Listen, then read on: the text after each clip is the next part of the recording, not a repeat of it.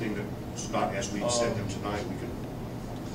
Well, I mean, I guess, we really need to get this thing. Yeah, we do. We really need to get this. I'll have this to you, because I'm off half the day Wednesday. I'll go ahead and get this to you by Wednesday evening.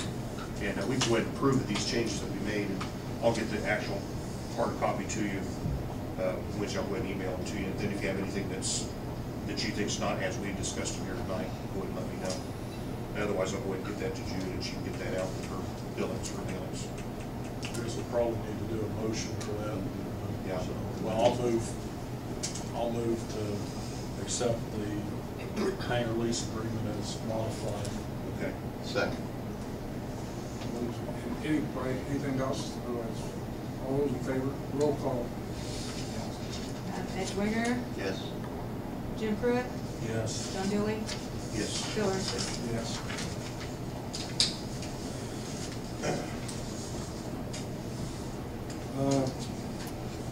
Next thing would be departures from the airport. Want to discuss that some more? Clean up the way you spoke it last time. Again, as I said in the last meeting, I think that makes sense for the people around the airport, because in close proximity would be a distance measurement. John disagreed, some of you agreed. There's based on the type of aircraft that are out there and altitude to be achieved before they ever reach the end of the runway. I mean, common sense to say there's no other logical way to make it work to minimize the noise other than to make it distance instead of altitude. If I can respond to that, we have our current procedures where you fly out to altitude 500 feet before you make a turn. It's listed in the airport rules, and actually there's a sign, I know on the south end, I'm not sure the north end also, that that's the noise abatement procedures to achieve, those fly straight north or south till you reach 500 feet before you make a procedure. Apparently this is what I consider a knee-jerk reaction. Someone apparently said something to Bob about someone flying low over his house. My contention on that is whoever was doing that didn't follow the procedures we have in place now. I can assure you, if you fly out 500 feet, make a turn, get over this person's house, maybe you're 600 feet, if you would do that and ask that person down the ground, was this person this far up? He'd say, oh no, he was a lot closer than that. It'd be like having someone speeding on the interstate going 80 miles an hour, and so he said, no, maybe we need to lower our speed limit to 50. It doesn't make any sense. If they follow our current procedures, I can assure you, if they're 500 or 600 feet above the ground, they're not going to have any problems with that. The other thing is the other item is what we call transference. If you say, okay, we need to fly straight out before we turn, instead of flying 500 feet out and then turn, so we avoid flying over Mr. Smith's house. What happens is, on the south end, for example, you keep flying straight south. And what I mean by transverse, instead of bothering Mr. Smith, we follow straight down 280, we go over Hastings and all his neighbors to the south. At 600 feet, 500 feet, you're going to be over somebody's house. So there's going to be Mr. Smith's house, there's going to be on Mr. Jones' house. That's what you call transference. Don't fly over my house, fly over his house. Well, but at that point, though, we're talking about being another 500 feet out. I mean, we normally climb. At 500 or 600 feet, when you're at that altitude, you're going to be over somebody's place, their farm, their house.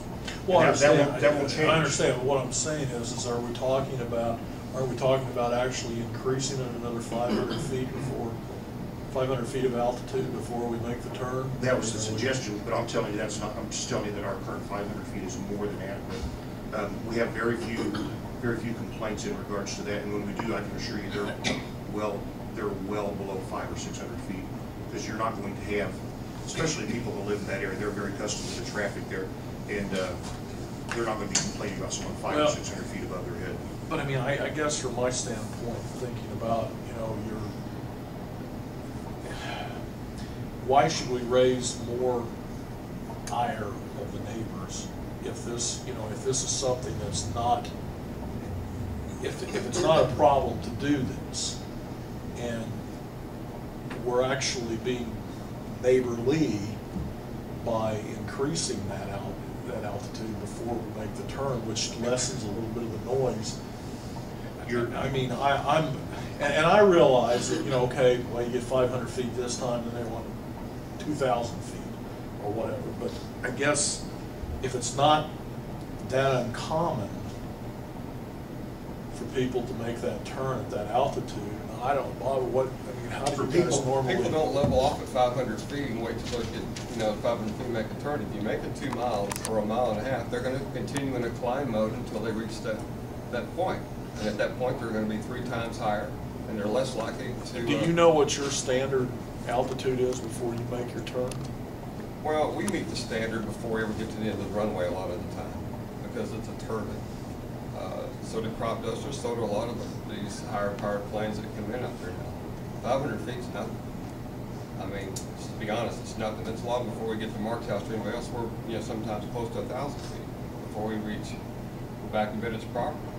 So a lot of it has to do with how many people in the plane, the time of year, how cold it is, how quickly the plane climbs, fuel consumption or fuel level. Well, I mean, I guess, yeah, that's another thought too. I didn't But thought about there's fuel variables, but anybody that takes off in the airport doesn't level off at 500 feet. They stay in the climb till they get to their cruise altitude. So if it's increased the distance, they're going to also be increasing their altitude, which means less noise. Have you had a lot of complaints? I've had more complaints than anybody, but, Well, I realize that. but, I mean, like my last meeting with everybody, when we had a canopy land on a gentleman's garage, I spoke to probably 5 of them at one time. Yeah, I hear it all the time. I have every time a crop duster gets up there and flies around, we get the complaints. Yeah, I get all the noise complaints regardless, but, knowing what type of aircraft we use, and when you see a lot of these planes that are out there now, they're just 500 feet isn't anything. I'm gonna tell you this, if you hear a complaint, that person has violated the current procedures. If they're flying low over someone's house, I don't know who your complaint is, but if we would go to his house, we would fly 500, 600 feet above his house and ask him, I can guarantee you, tell you, I don't use a lot lower than that. If they follow our current procedures, if they follow those, the neighborhood's not gonna have any problems, or any problems with noise or feel like someone's buzzing their house. That's plenty of, our current procedures have been in place for quite some time. We've just not had any problems with that. And again, all you're doing is you're still turning that direction. They've got to be over someone's house at 500, 600 feet. Well, I know, Be but they're over another. Mark's house, you're going to be over. But Farmer what I'm Smith's saying house. is if that lessens the noise over there, I mean, you're another 500 feet higher before you make the turn. I don't know. I mean, You still miss the point of the transfers. it's up to the board. You No, can't- I you don't, can't John, knock because you I 500 understand feet. that. But what I'm saying is you're at a higher altitude when you do make the turn. So when you do turn over someone's house, it's at 500 foot higher. All I'm saying is, I think we ought to at least consider if it's not a major problem to change that. I mean, to me, The other way I've been to on the do- board for I don't know how many years now, and this has been an ongoing thing. I'm just saying maybe we should consider, in order to be a little more neighborly, we're asking to extend the runway, and that's going to create some other issues. But if that would be a little more neighborly, I'm just saying maybe we ought to consider. Well, I'm not sure it's more neighborly, say, now he's flying over Mr. Smith's house, the other guy's got to fly over Mark's house. But it's going to be Mark's 500 neighbors. feet higher. If you go due south or due north, you're not going to hit any homes. It's only if you make a variation east or west that you're going to go over homes before you get to 2 miles. I mean, you got the full length of that road that runs parallel to the roadway. There's no homes between that Bennett and what's his name's property, all the way down to that road down there at the end of your. There's no homes back there unless you veer off to the west or veer to the east and go that addition. In either direction. I would venture to say, you're correct, that gets you up higher and farther away. But you would have the same problem, because you would have the same people that are taking off and turning as soon as they get off the ground, instead of, and it's probably that 310, am I correct? Twin engine, the blue and white, yeah. Yeah. That's the most recent complaint I got.